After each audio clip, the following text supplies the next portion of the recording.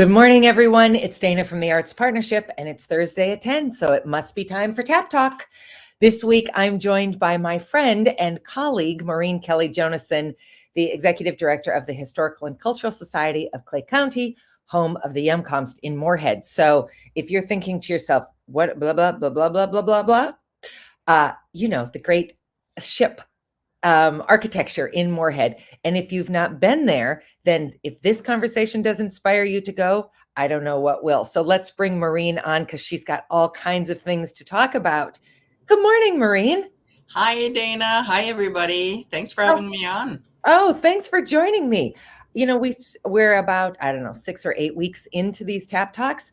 And it reminds me how much I like talking to artists and arts leaders. So, it's a good thing to discover when that's the bulk of my job. Great. Well, We're lucky to have you. Well, thank you. So, Maureen, you've got all kinds of things going on. I just want to remind our audience that earlier this week on Monday, Brandy Malarkey wrote a piece for the Forum on behalf of the Arts Partnership, kind of laying out these exhibitions and some other things. But let's talk through what's happening at the Historical and Cultural Society of Clay County.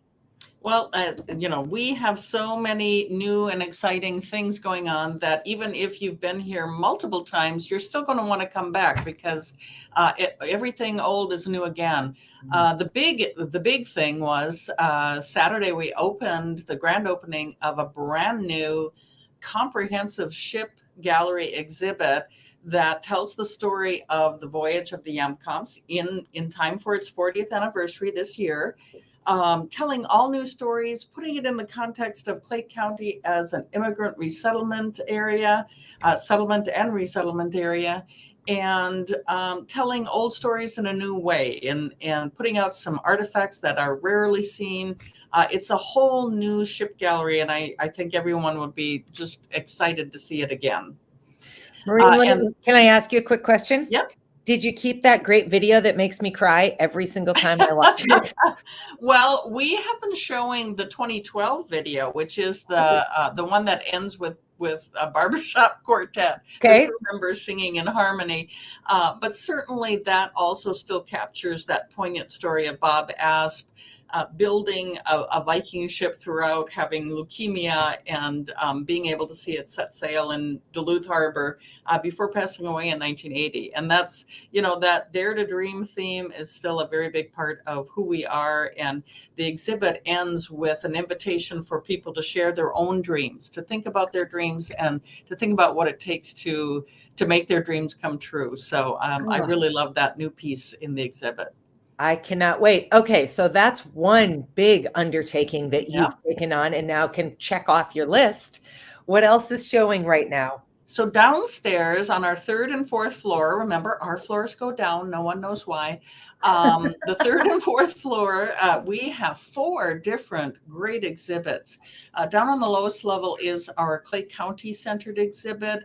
And that is actually, it's called Idahomanipi, which is part of a Dakota phrase that means they leave marks where they travel. And the idea was that all of the different peoples who have come to Clay County have left marks along the way. And it starts with talking about the Ojibwe and Dakota as the dominant cultures in Clay County in the 1860s. And then white settlement, and then coming full circle to the fact that Native people are still alive and well in Clay County today. That is a beautiful exhibit that is going to be up through December of 2023. So there's time for teachers to arrange classroom visits. We're getting a lot of really positive feedback about the exhibit. It was something that people had asked for on our visitor surveys. They really want to know more about the Native American history of our region, and we were able to respond to that. So we're excited about that. On the third floor, we've got this great exhibit on Black history. It's called Stories of Local Black History. We made it as plain as possible. We looked at, we know Felix Battles is our local hero. He was a former slave, Civil War soldier who came here and opened a barbershop and became basically a famous community figure, so famous his obituary was in the white newspapers, which was highly unusual. And from there developed a kind of a timeline through our most recently elected Black mayor, our first Black mayor, Jonathan Judd. So it's kind of a timeline through the African American history of our community, and it's an excellent one. Has gotten lots of great support. And we have an interesting feature at the end of that one. How do you think we should interpret the year 2020 with its COVID, with its George Floyd incidents? And we're getting all kinds of interesting feedback on that one. So, boy, I bet you are. yeah. And then in the atrium, we have a beautiful exhibit that sort of happened serendipitously. One of the Native American scholars who advised us on our Idaho Manipi exhibit happened to mention that he was currently digitally colorizing Native American vintage portraits. And so we took a look at those images, and we just thought this would make a spectacular exhibit. And in the atrium with the natural light and the bright white walls, these images are truly works of art. I mean, he goes to a lot of trouble. Katie Ferris is the THPO officer at Red Lake, and this is one of his passions is colorizing these beautiful, beautiful images. And the portraits just come to life and remind us again and again that Native people are alive and well to living today, and not just a historical image. So that one's going to be up for a while. And then our traveling exhibit is Savages and Princesses, the persistence of Native American stereotype. This is an awesome art exhibition by 12 Oklahoma Native artists who basically take the stereotypes and turn them on their ears with humor, biting humor, with a lot of sarcasm, I have to say. Some of the images are quite humorous. Some of them have a capacity to shock. I'll put it that way.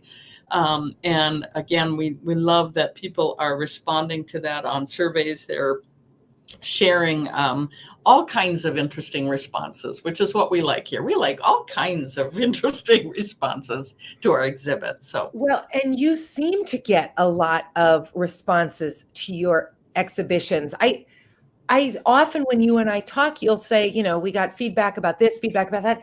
Feedback is so valuable and so hard to procure. People have thoughts which they rarely share unless they're negative, and then they feel quite free to post them everywhere often. But you seem to get a lot of feedback, which leads me to believe that people really feel like not only are you asking for their feedback, but you're considering their feedback. Yes, yeah. And we look at feedback as formative. Evaluation can and should be formative in that it may influence how we continue to show the exhibit, how we may add to or take away elements of the exhibit. This was true especially for the Native American history exhibit. We needed to know, what have we left out? What do we need to do differently? And that is also what we're doing with the new ship gallery exhibit. What aren't we doing yet? What do we still need to do? What stories do we still need to tell? It does seem like the art exhibits that have this emotional component, which, pretty much all art has an emotional component, but like the Forced to Flee refugee art quilt exhibit last summer was huge in terms of response. People just were pouring their hearts out about how this exhibit had educated and moved them in ways they never imagined possible. I think the same is true of Savages and Princesses, that it's an exhibit that can both educate and evoke emotion from. So we do very short surveys. It's like, 2 questions. Everybody, you just feel compelled to share a little something, a comment here or there. And that's the way to do it. Yes, as opposed to this will only take you 45 short minutes. Yes. And we're going to basically ask for your bank account and a number of other very sensitive things. So, Maureen, Yes. when I was growing up, I lived in a town which shall remain nameless that had a county museum in it, which I went to for school. And I mean, I've always liked history. I've always liked museums. But I remember going once and thinking, well, I never need to go to that again. Now I've seen that. But why in the world, and you alluded to this a little bit at the beginning, but if I was at the museum last year or pre-pandemic or what, why come again? I mean, the ship is the ship. Why should I come again? A couple of things. We're not a typical county historical society. We do not put all our objects out on exhibit all at the same time. In fact, we have 4 separate storage rooms here at the UMCOMP Center, which we keep artifacts closely guarded and under dark, dry conditions. Because that is the best way to preserve them. When you put objects out on all of your objects out into the sunlight forever, they will be damaged. So that's one thing that's different is we will always have changing exhibits. That's just always going to happen. Secondly, we're always telling new stories. We're always open to new stories. We have decided to keep having traveling exhibits because we think it's important to bring in voices from outside our community to tell us things, to educate us, to help us understand the world a lot better. So we're not just focusing only on Clay County, although all of our choices have something to do with the people of Clay County in some way. So there's always something new at the MCOMP Center. People don't seem to know we change our exhibits 3 and 4 times a year. Yeah. Yeah, you're more like a traditional museum in that sense that you have a schedule and that, again, it's not just put out this corn husk doll and that'll just be out for the next 12 generations. Right. With no context and no connection to anything. Yep. Exactly. And every county historical society does its best with the resources it has. And I really like Minnesota Historical Society, which oversees us all, is very generous with accepting you where you are. And they've been very complimentary about the work that we do and have been very generous with their legacy fund grants, funding all of our projects and things. So we feel fortunate that we're well funded by the county and the city, and that we are given a lot of latitude with what we do with our work. Our board is very supportive, especially of our multicultural programming, looking at accessibility on a regular basis. So we're fortunate in that way too. We don't have necessarily a traditional county historical board.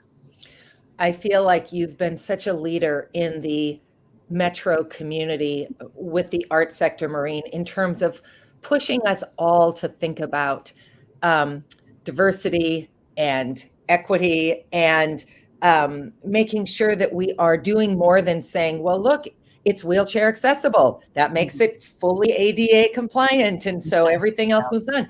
You've really, I think, been at the forefront and then been such a great resource for the rest of the arts community to think about the full compendium of what it means to be a person with a disability of various kinds and how they might enjoy the programming along with any and everyone else, because it's so easy to lose sight of what it's like if you can't read small print, if you can't hear in typical headphones, if you can't, all the things that it's easy to forget. So I applaud you, as I have applauded you for years, for doing that work, because it really has, I think, pushed the rest of the sector to also just be thinking a little more expansively, which is important. Right. And, of course, Sherry Shurek, who's now left the community, was a huge influence on me. Although I had decided to work on accessibility before I even met her, and then serendipitously met her.